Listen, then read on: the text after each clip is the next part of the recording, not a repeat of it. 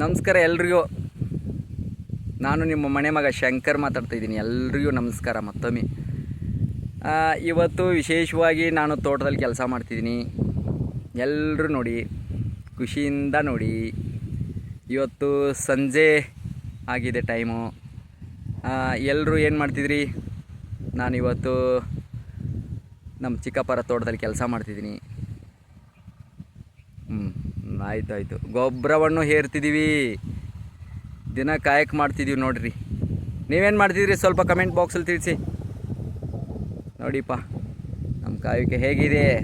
ರೈತರಂದರೆ ನಾವು ಜೈ ಜವಾನ್ ಜೈ ಕಿಸಾನ್, ಒಂದೇ ಮಾತರಂ. ಹಾಯ್, ಕಮೆಂಟ್ ಮಾಡಿಪ್ಪ. ಪ್ರತಿನಿತ್ಯ ನಮ್ಮ ಕೆಲಸ ತೋಟದಲ್ಲಿ, ರೈತರಿಗೆ ಕೆಲಸ ನಮ್ಮದು.